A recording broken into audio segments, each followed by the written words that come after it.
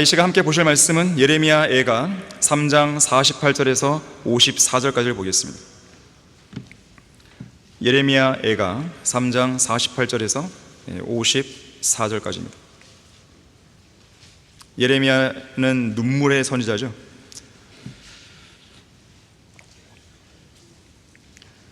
(48절에서) 내 백성의 딸의 멸망으로 인하여 내 눈물이 강물처럼 흘러내리나이다.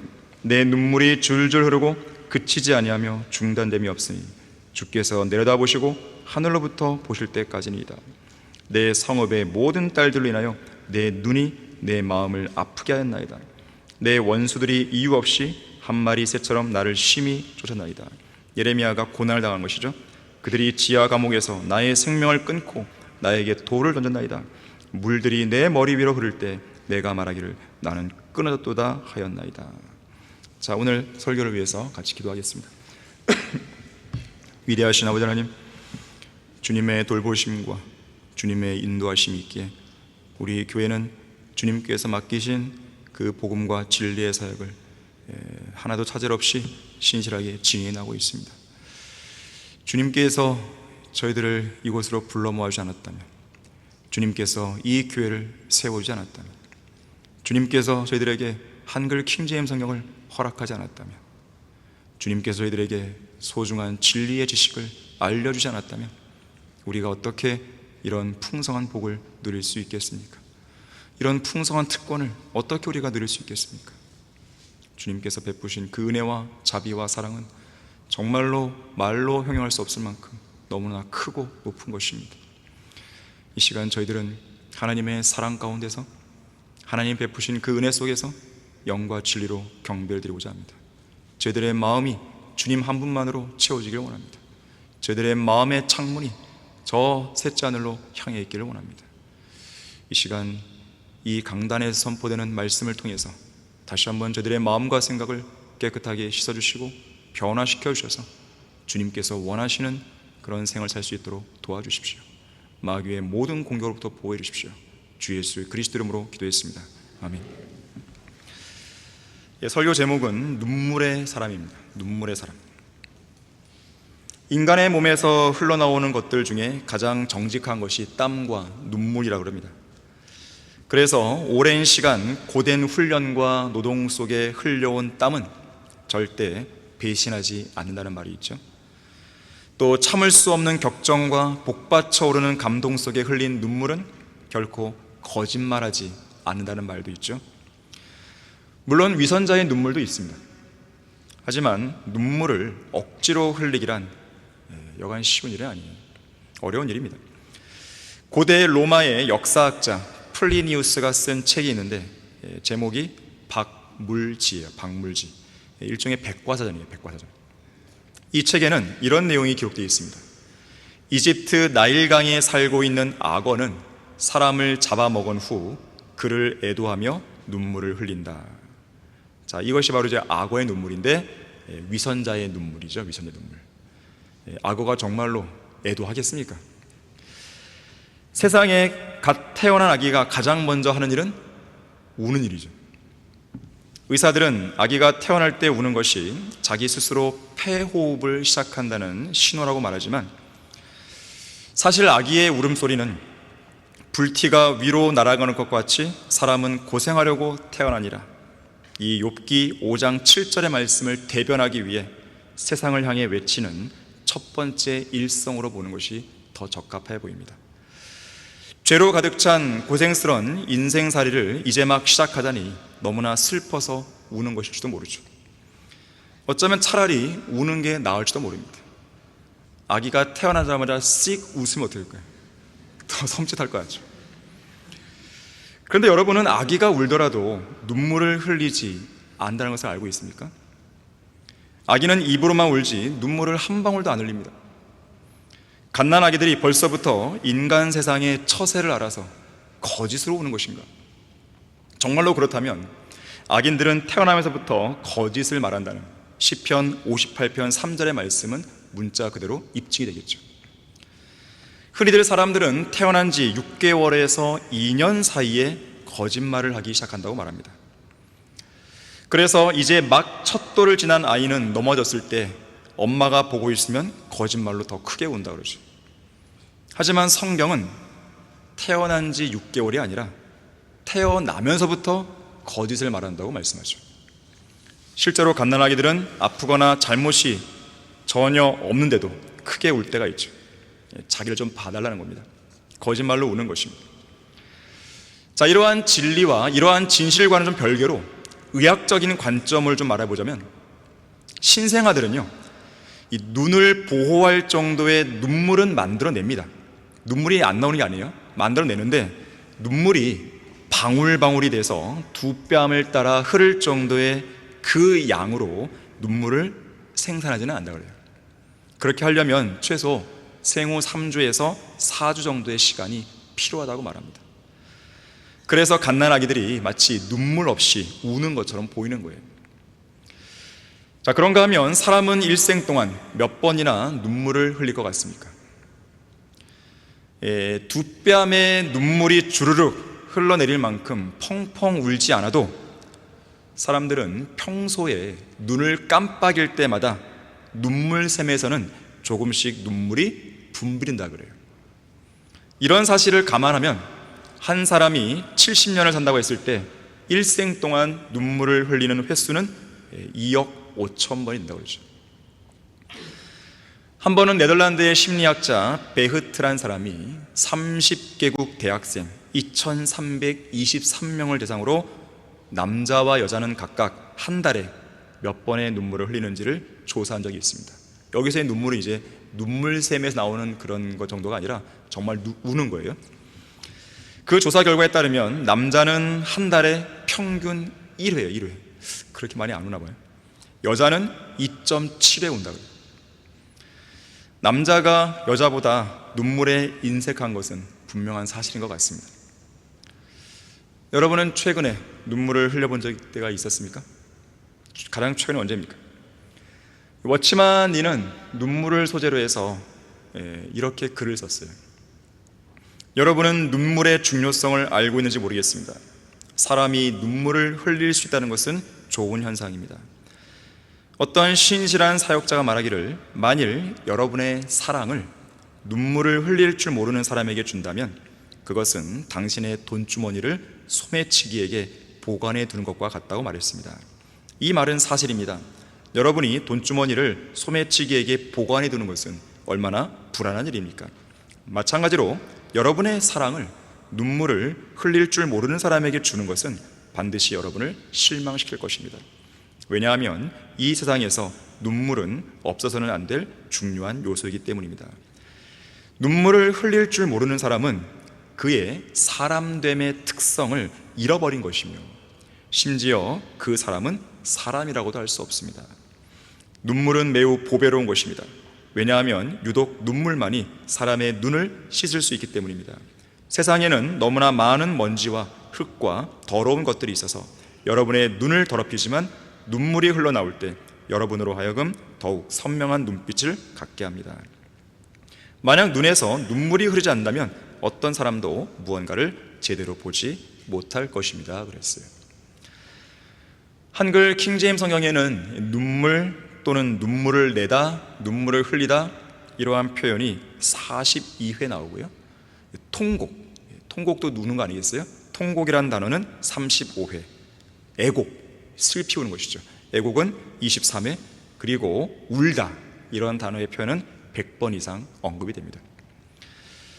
이 성경 전체에는 눈물을 흘린 사람들의 이야기가 나오는데 대략 150가지 정도의 사례가 나와요. 그 중에서 첫 번째로 눈물을 흘린 사례가 언제인지 아십니까? 아브라함의 첫 하갈이 흘린 눈물입니다. 자신과 자신의 아이와 쫓겨나서 브엘세바 광야에서 방황했을 때 물이 다 떨어져서 죽기 일보 직전에 목청을 높여 하갈이 울죠. 마지막 눈물은요, 요한계시록 21장 4절에 기록되어 있죠. 하나님께서 그들의 눈에서 모든 눈물을 닦아내시며 다시는 사망이나 슬픔이나 울부짖음이 없고 고통 또한 없으리니 이는 이전 것들은 다 사라져버렸습니다. 사탄의 키질로 고난을 당해야 했던 욥은 이렇게 고백합니다. 내 친구들이 나를 조롱하나 내 눈은 하나님께 눈물을 내는도다. 여러분이 눈물을 흘리려면 사람들 앞에서보다는 하나님 앞에서 눈물을 흘리십시오. 그럼 하나님께서 그 눈물을 닦아주시는 것이에요. 어느 시편 기자는 사람들이 계속해서 나에게 하는 말이 내 하나님이 어디 있느냐 하니 내 눈물이 밤낮으로 내 음식이 되어나이다 그랬어요. 눈물이 음식이 된 거예요. 노래하는 자였던 아삽, 이 아삽은 시편 80편 5절에서 주께서는 그들을 눈물의 빵으로 양육하시며 많은 눈물을 마시게 하시나이다, 이런 시를 지었어요. 독일의 문호 괴테는 바로 이 말씀에서 착안했는지는 모르지만 그런 말을 하게 되죠. 눈물 젖은 빵을 먹어보지 않고 암울한 여러 날 밤을 울면서 지새워 보지 않은 사람은 하늘의 힘을 알지 못한다고 그랬어요. 주님께서는 그들을 눈물의 빵으로 양육하시는, 많은 눈물을 마시게 하신다고 그랬어요. 시편 102편 9절에서는 어떤 고난당하는 사람이 쓴 시인데, 내가 죄를 빵처럼 먹었으며 내 음료도 눈물로 섞었으니 그랬어요. 다시 말하자면 주님 앞에 자신의 고충을 눈물로 털어놓은 거예요. 신약으로 와보면요, 마가복음 9장 24절에서 아들을 살려달라고 예수님께 애원했던 한 아버지가 눈물로 말하기를 주여 내가 믿나이다, 나의 믿음 없음을 도와주소라고 울부짖었죠. 또 누가복음 7장 38절에서는 죄인인 한 여인이 주님의 발 곁에 서서 울며 눈물로 주의 발을 씻기기 시작하며 자기 머리카락으로 닦아내고 또 주의 발에 입을 맞추며 향유를 부었다고 합니다. 자, 이렇듯 성경에는 눈물을 흘린 사건들이 여러 개 나옵니다. 자, 이 시간 우리는 그걸 다 볼 수는 없고요, 성경에서 눈물의 사람이라 불릴 만한 세 사람을 여러분에게 제시하고자 합니다. 그리고 그 사람을 통해서 우리는 몇 가지 교훈을 얻고자 하는 것이에요. 자, 눈물의 사람들로부터 배우는 교훈입니다. 첫 번째로 눈물의 왕이에요. 눈물의 왕 다윗. 눈물의 왕 다윗은 종종 회개의 눈물을 흘렸습니다. 누군가 그랬어요. 눈물은 마음의 언어다, 가슴의 언어다. 이 말로 안 해도 눈물을 흘리는 걸로 뭔가 소통이 되는 거죠. 그 의미를 그냥 간파하게 되는 거죠. 가슴의 언어예요. 또 눈물은 진실의 상징이다. 눈물을 흘리는 사람이 거짓말하는 경우는 거의 없어요. 물론 위선자의 눈물도 있습니다. 억지로 서서 내는 눈물도 있어요. 하지만 대부분의 경우는 그 눈물은 진실을 보여주는 거예요. 또한 눈물은 참된 회개와 슬픔의 진솔한 고백입니다. 누군가가 말하기를 기독교는 눈물의 종교라고 했어요. 왜 그런가 봤더니 기독교는 참된 회개의 종교이기 때문에 그렇습니다. 하나님의 마음에 맞는 왕 다윗은 죄를 짓고 징계받았을 때 다음과 같이 눈물로 회개했습니다. 우리 다 같이 시편 6편을 보겠습니다.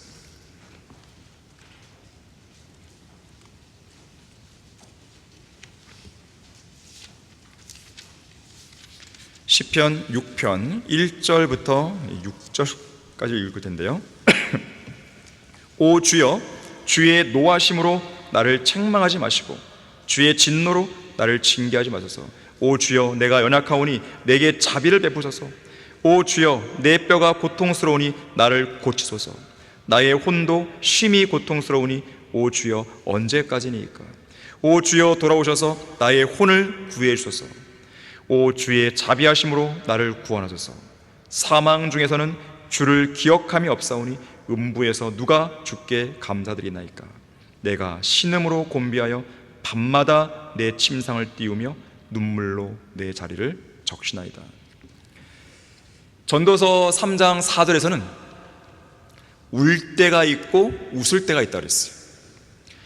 주님 앞에 진솔한 마음으로 회개할 때야말로 우리가 진정으로 참회의 눈물을 흘리며 울어야 할 때입니다. 항상 희희낙낙대며 웃을 줄을 알면서도 눈물로 통회할 줄 모르는 사람은 인생이 무엇인지 잘 모르는 사람입니다. 그리고 그 신앙과 마음의 깊이가 매우 얕고 가벼운 사람입니다. 그리스의 알렉산더 대왕이 있죠. 알렉산더 대왕은 잘 울지 않는 왕으로 알려져 있습니다. 그러한 알렉산더조차도 눈물을 흘린 적이 3번 있었다 그래요. 그런데 좀 허무한 눈물입니다. 첫 번째로 그가 페르시아를 정복하러 갔을 때 이 페르시아 왕 코레스의 묘비를 보고 울었다 그래요. 왜 울었냐면 아무리 한때 부귀영화를 누렸어도 결국은 한 개의 무덤밖에 안 남겼으니 인생은 참으로 허무한 것이구나 하면서 울었다 그래요. 두 번째는 인도의 인더스 강가에서 정복 활동을 하는 가운데 인더스 강가까지 옵니다.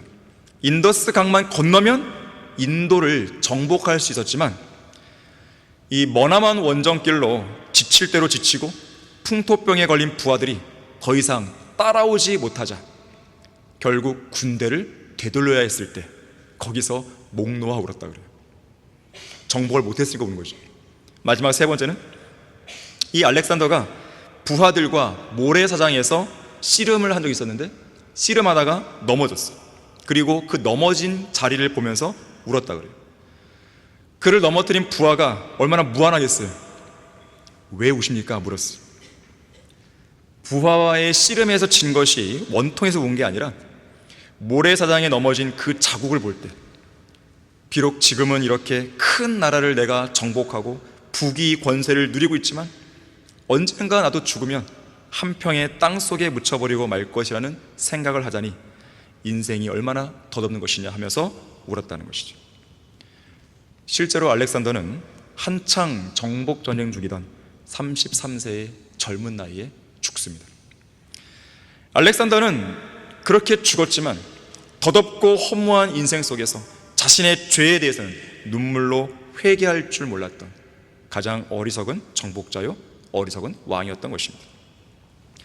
동서고금을 막론하고 어떠한 왕들도 비교가 안 될 정도로 모든 부귀영화와 권세, 모든 쾌락을 누렸던 솔로몬 왕은 인생의 끄트머리에서 이러한 결론을 내리죠. 전체 일의 결론을 들지 하나님을 두려워하고 그의 계명들을 지키라. 이것이 사람의 모든 의문이 이는 하나님께서 선이든 악이든 모든 행위와 모든 은밀한 것들을 심판하실 것입니다. 만약에 알렉산더가 이 사실을 알았다면 회개의 눈물을 흘렸던 게 정상이죠. 하지만 솔로몬보다 600년 이후에 살았던 알렉산더는 그보다 훨씬 더 위대한 왕이었던 이 솔로몬의 마지막 외침에 전혀 귀를 기울이지 않은 것이에요. 그에 반해서 솔로몬의 아버지였던 다윗 왕의 뺨에는 자주 눈물이 흘러내렸습니다. 다윗은 자기가 저지른 죄 때문에 회개하며 눈물을 흘린 경우도 많았지만 다른 사람들의 불행을 슬퍼하면서 눈물을 흘렸고 하나님이 베풀으신 크신 은혜와 자비와 사랑에 감격해서 눈물을 흘리기도 했습니다. 시편의 많은 시들은 다윗이 경험한 고난의 기록이요 그가 흘린 눈물의 기록입니다. 그는 울고 또 울다가 시편 56편 8절에서 나의 눈물을 주의 병에 담으소서라고 호소하기도 했습니다. 이런 이유 때문에 다윗은 하나님의 마음에 꼭 맞는 왕이 될 수 있었던 것이에요. 주님께서 가장 귀하게 여기시고 기뻐하시는 것이 참된 회개와 통회의 눈물이기 때문에 그렇습니다. 이사야 57장 15절에서 영원에 거하시는 높고 우뚝 솟은 분 그의 이름이 거룩이신 분이 이같이 말하더라. 나는 높고 거룩한 곳에 거하며 또한 통회하고 겸손한 영을 지닌 자와 함께 거하여 겸손한 자의 영을 소생케 하고 통회하는 자의 마음을 소생케 한다고 그랬어요. 여러분은 지금 어떤 특정한 죄에 연루되어 있지는 않습니까? 좀처럼 빠져나오지 못하고 있는 특정한 죄의 덫에 붙들려 있지는 않습니까? 그렇다면 그 성도가 해야 할 가장 첫 번째 일은 그 죄에 대해 진실한 마음으로 참회하는 것이. 단순히 참회하는 것만으로는 부족하고 참된 눈물과 함께 자기 죄에 대해 깊이 뉘우치고 그 죄로부터 온전히 돌아서는 것이죠. 물론 우리의 죄는 오직 예수 그리스도의 피로만 씻을 수 있습니다. 우리의 죄를 눈물로 씻는 게 아니에요. 아무리 하나님 앞에서 눈물을 강물처럼 많이 흘린다 한들 그 많은 눈물이 우리의 죄를 씻을 수는 없습니다. 오직 예수 그리스도의 피만 우리의 더러운 죄들을 씻어낼 수 있고 우리의 양심 또한 정결케 할 수 있는 것이죠. 하지만 예수 그리스도의 피는 우리에게 참회의 눈물을 요구한다는 것을 기억하셔야 돼요.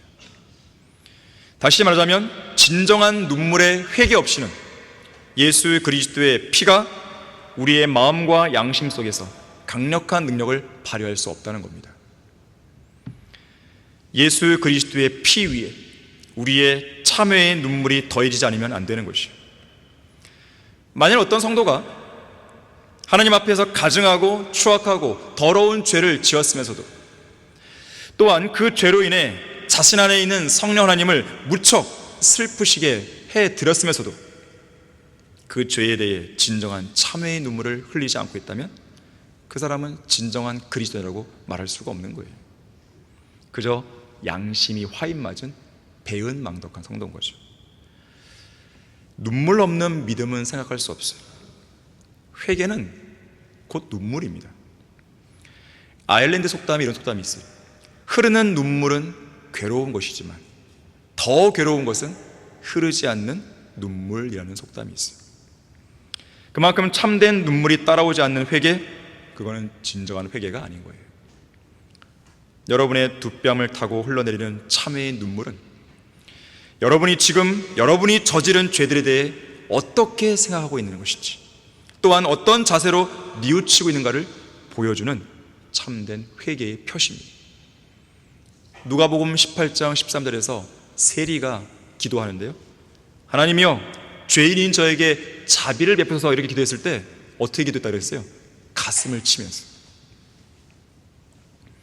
자기가 저지른 죄에 대해 진정으로 슬퍼한 것이죠. 자신의 죄를 깊이 인식하고 하나님의 자비를 바라는 상한 영, 상하고 참여하는 마음으로 기도했던 것이죠. 그런 마음의 자세가 우리의 기도의 효과와 기도의 질을 결정해 줍니다. 하나님께서는 진실로 참여하는 성도의 기도를 들으시는 거예요. 시편 51편 17절이죠. 하나님의 희생제들은 상한 영이니 오 하나님이여 주께서는 상하고 참여하는 마음을 멸시하지 아니하시라 그랬어요. 찰스 스펄전은 눈물 없는 기도는 곧 시들어버린다 그랬어요. 물론 이런 거 있어요. 눈물로 간절히 구하였지만 회개의 기회를 얻지 못한 에서처럼 때늦은 회개의 눈물은 하나님께 받아들이지 않는 거예요. 백보라 심판 앞에서 섰는데 그때서 막 눈물을 막 흘려요. 회개 눈물을. 늦었죠? 늦었단 말이에요. 하지만 하나님의 때에 늦지 않게 눈물로 회개하고 애통하면 하나님께서는 그 사람이 지니고 있는 죄의 문제와 고통을 해결하시고 치료하시고 은총과 자비를 베푸시는 것입니다. 주님 앞에서 흘리는 참된 눈물의 회개가 있을 때 하나님께서 예수 그리스도의 피로 우리의 더러운 죄들을 씻어주신다는 것입니다. 눈물의 사람들로부터 배우는 교훈입니다. 두 번째로 눈물의 선지자가 있죠. 눈물의 선지자 예레미야는 고난 속에서 눈물을 흘렸습니다. 오늘 본문에서요, 예레미야는 자기 백성, 곧 백성들의 죄로 인해, 그러니까 그들의 죄로 인해 멸망하고 고난에 처한 이스라엘 백성으로 인해서 눈물을 흘립니다. 48절에서 51절 다시 보겠습니다. 예레미야애가 3장 48절에서 51절 보시면 내 백성의 딸의 멸망으로 인하여 내 눈물이 강물처럼 흘러내리다이다. 내 눈물이 줄줄 흐르고 그치지 아니하며 중단됨이 없으니 주께서 내려다보시고 하늘로부터 보실 때까지니이다. 내 성읍의 모든 딸들로 인하여 내 눈이 내 마음을 아프게 하였나이다. 이 예레미야 14장 17절에서도요, 내 눈에서 눈물이 흘러내려 밤낮 그치지 않을 것이니 이는 내 백성의 처녀딸이 심한 파괴와 아주 엄청난 타격으로 부서짐이라 그랬어요. 또 예레미야 9장 1절에서도 오 내 머리가 물이고 내 눈이 눈물의 샘이라면 내가 내 백성의 딸의 사륙으로 인하여 밤낮 울리라. 또 예레미야 애가 2장 11절에서도 내 눈이 눈물로 쇠약해지며 내 창자가 끓어오르고 내 간이 땅에 쏟아졌으니 이는 내 백성의 딸의 파멸로 인함이라. 자녀들과 젖먹이들이 성읍의 길거리에서 졸도하는도다. 예레미야 애가 이 두 권의 책은 눈물 없이는 읽을 수 없는 책입니다. 특히 선지자 예레미야를 통해 기록하신 자비로우신 아버지 하나님의 눈물의 기록이 바로 이 두 권의 책이기도 한 것입니다. 하나님께서는 그분의 백성이 죄로 인한 심판과 멸망 속에서 고통당할 때 슬퍼하시는 거예요. 에베소서 4장 30절에서는 하나님의 거룩한 영을 슬프게 하지 말라고 경고하시잖아요. 하나님의 마음을 슬프게 하는 성도가 누구겠어요? 죄를 짓는 사람입니다. 언제까지 하나님의 마음을 슬프게 해드리냐 이거예요. 그러한 성도는 우리를 위해 십자가의 극심한 고통과 질고를 지시고 지옥의 고통까지 맛보신 하나님의 사랑이 대수롭지 않다는 것인가요? 지금까지 우리의 죄로 인해 징계하시되 슬픔의 눈물 속에서 징계하신 하나님의 비통한 마음이 아무렇지도 않게 느껴진다는 것인가요? 화인 맞은 양심과 무디어진 양심을 예수 그리스도의 보혈로 씻고 선하고 순수한 양심을 소유해야 되는 것이에요. 그렇게 하면 그 순수한 양심 속에 비친 하나님의 슬픔이 무엇인지 알게 되고 다시는 그 슬픔을 하나님께 안겨드리지 않겠다는 새로운 결심이 가슴에 복받쳐 오른 것을 느끼게 될 것입니다. 자, 그런가 하면 눈물의 선지자 예레미야는요, 자기 자신이 원수들에 의해 직접 고난을 겪어야 했던 사람이기도 했죠. 본문 52절에서 54절까지가 그렇습니다. 내 원수들이 이유 없이 한 마리 새처럼 나를 심히 쫓아나이다. 그들이 지하 감옥에서 나의 생명을 끊고 나에게 돌을 들나이다. 물들이 내 머리 위로 흐를 때 내가 말하기를 나는 끊어졌도다 하였나이다. 그런 가운데 예레미야는 또 눈물을 흘린 것이죠. 자, 예레미야가 흘린 눈물이 많다는 것은 다른 말로 하자면 주님을 위해서 그가 받은 고난과 역경이 그만큼 많다는 의미이기도 한 것이에요. 앞서 언급한 눈물의 왕 다윗 역시나 많은 고난과 역경에 직면했죠. 고난에 처한 다윗은 시편 6편 7절과 8절에서 이렇게 고백합니다. 내 눈은 슬픔으로 인하여 쇠하여졌으며 내 모든 원수들로 인하여 쇠잔해졌나이다. 죄악을 행하는 너희 모든 자들아 나를 떠나라. 주께서 나의 우는 소리를 들으셨습니다. 하나님께서는 성도들의 우는 소리를 들으세요. 고난 중에 침상을 적시는 여러분의 눈물을 보십니다. 우리가 억울하게 당하는 슬픔, 억울하게 당한 고난의 눈물을 하나님은 결코 외면하지 않습니다. 심지어 우리의 연약함을 동정할 수 있으신 주님께서는 우리를 위로하시고자 우리와 함께 울어주시기까지 하시는 거예요. 이 자리에 큰 슬픔 가운데 직면한 성도가 있습니까?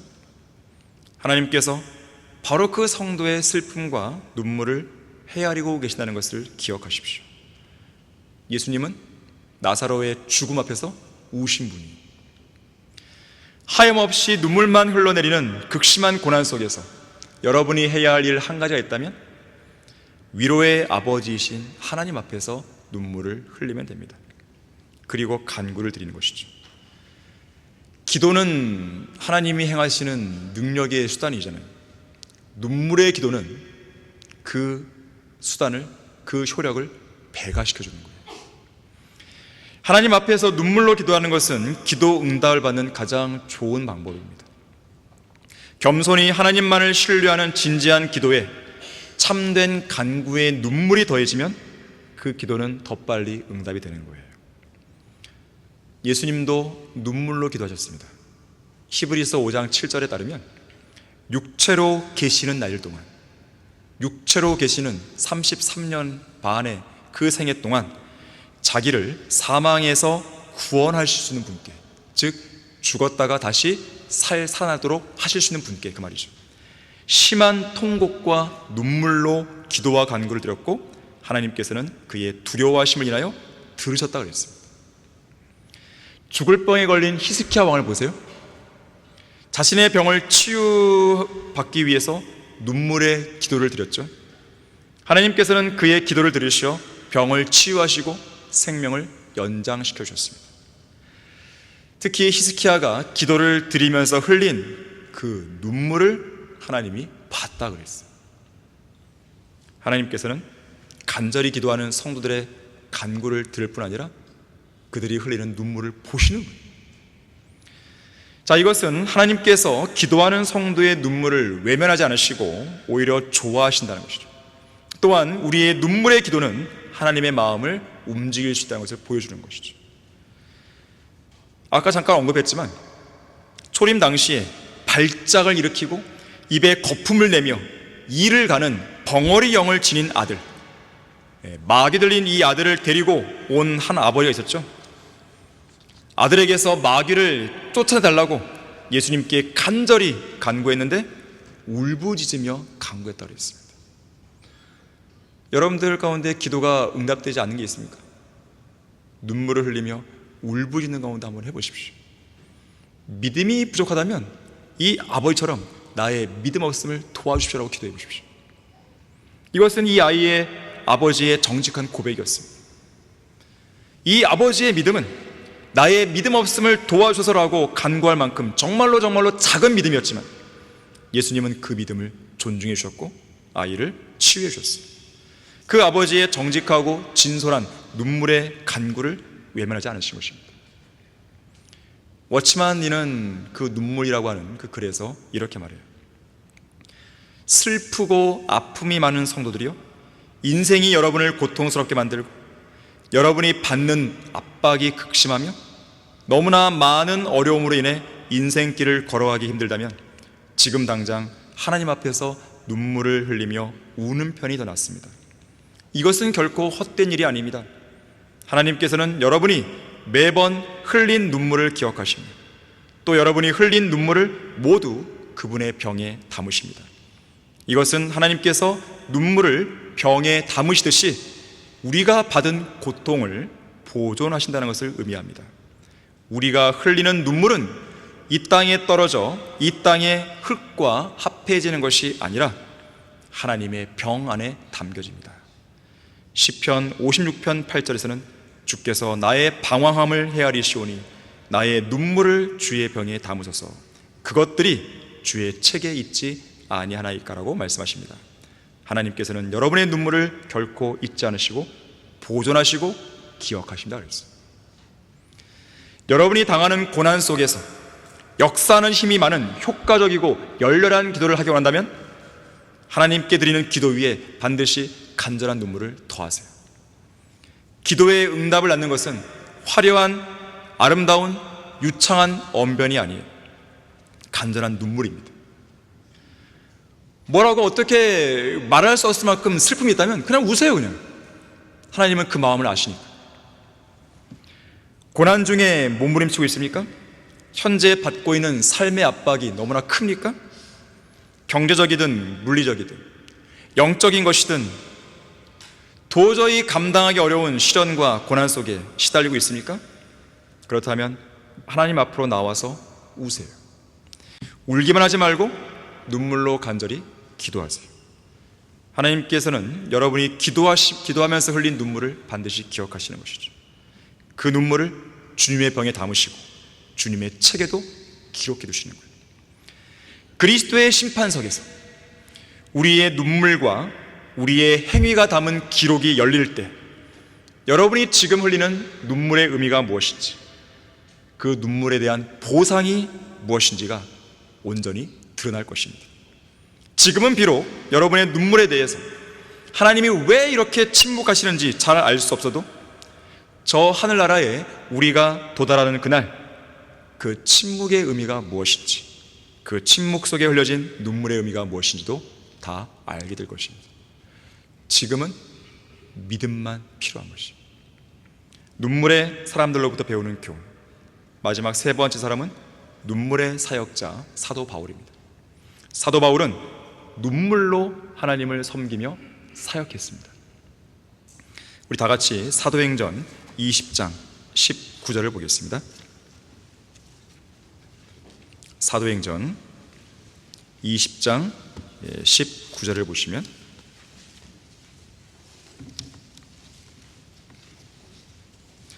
나에게 가해진 유대인들의 계략으로 인하여 온갖 마음의 겸손과 많은 눈물과 시련으로 주를 섬겨노라 그랬어요. 자, 같은 장 20장 31절에서도 그러므로 깨어있어 내가 3년 동안 밤낮으로 각 사람에게 쉬지 않고 눈물로 훈계하던 일을 기억하라. 자, 하나만 더 보시면 고린도후서 2장 4절을 보겠습니다. 고린도후서 2장 4절을 보시면,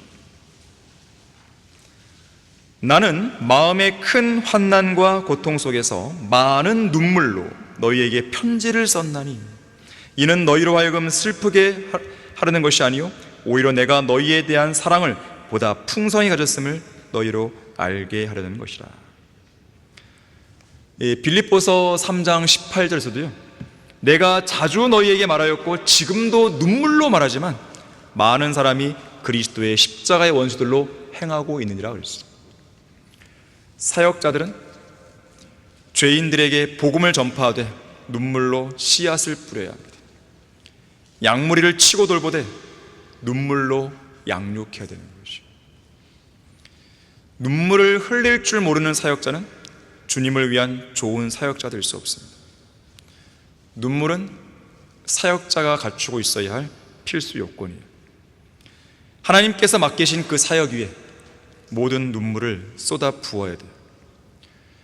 지옥을 향해 가는 죄인들을 위해서 연민의 눈물을 흘려야겠죠. 우리의 마음을 강권하시는 그리스도의 사랑으로, 사랑 때문에 감격과 감사의 눈물을 흘려야겠죠. 항상 자비를 베푸시는 아버지 하나님을 향해서 찬양의 눈물을 흘려야겠죠. 지체들을 걱정하고 염려하는 동정의 눈물을 흘려야겠죠. 성도들의 문제와 어려움과 고통에 대해 함께 책임을 통감하는 사랑의 눈물을 흘려야겠죠. 눈물의 사도 바울은요, 고백하기를 여러 가지 고난 중에 직면하고 항상 수고하고 애쓰고 자주 깨어있고 종종 배고프고 목마르고 금식하며 춥고 헐벗는 외부의 일들 외에도 날마다 모든 교회에 관한 염려가 그에게 밀려들었다고 얘기한 거예요. 그러한 염려가 왔을 때 눈물로 기도했겠죠. 하나님께서 맡겨주신 그 모든 성도들과 양무리를 위해서 밤낮 눈물을 흘릴 수 있어야 됩니다. 물리적인 밭의 곡식은 농부의 땀과 하늘에서 내리는 빗물로 자라나죠. 하지만 영적인 밭의 씨와 곡식은 눈물이 있어야 자라납니다. 부모들, 자신의 어린 자녀들을 눈물로 길러내야 돼요. 눈물로 길러낸 적이 없는데 왜 내 아이는 삐뚤어지게 나갈까? 이런 말 할 자격이 없는 거죠. 학교 선생님들, 자신의 어린 학생들을 눈물로 가르쳐야 되죠. 교회를 맡은 사역자들, 눈물로 사역해야 돼요. 양육해야 돼요. 자, 우리의 모든 사역에 있어서 눈물이 결핍되면 안 됩니다. 돈과 시간 등 물리적인 노력을 쏟아붓기보다 눈물을 더 많이 쏟아 부어야 돼요. 조지 휘필드는요, 눈물의 설교자로 알려져 있습니다. 열정의 설교자요, 눈물의 설교자요. 눈물이 없이 전한 설교가 거의 없다 그래요. 그에게는 항상 잃어버린 혼들을 위한 진정한 슬픔이 있었다 그럽니다. 하지만 이것과는 구분해야 돼요. 자기 연민에 빠져서 설교하는 설교자가 있습니다. 그런 설교자가 흘리는 눈물은 설교의 효력에 아무 도움이 안 됩니다. 자기 연민에 빠져서 흘리는 눈물은 그건 의미가 없는 눈물이에요. 다른 성도들은 안 우는데 자기 혼자 울면 어떻게 되겠어요?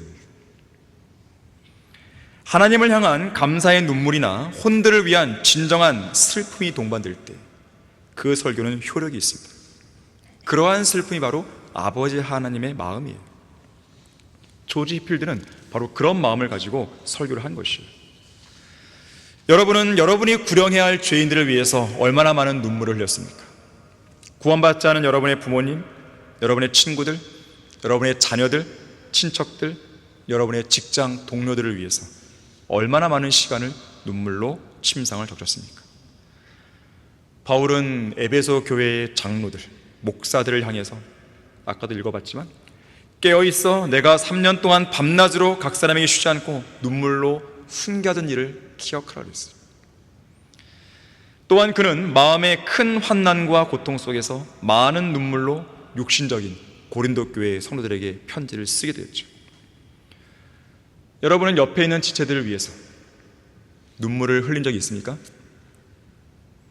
옆에 있는 지체들이 병으로 인해 아파하거나 실족했거나 낙심하여 주저앉은 모습을 보면서 여러분은 얼마나 안타까워했고 얼마나 애통해했고 얼마나 많은 눈물을 흘렸습니까?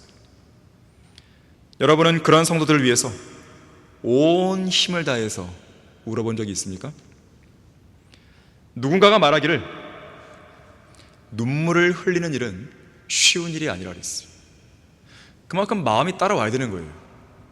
성도들을 향한 그 사랑의 마음이 따라와야 되는 것입니다. 웃는 것도 힘이 필요해요. 힘이 없으면 웃을 수도 없어요. 하지만 눈물을 흘리는 것은 웃는 것보다 더 많은 힘이 필요하다고 그랬습니다.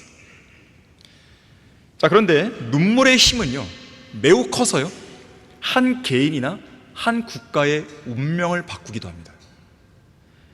에스더를 기억하시죠?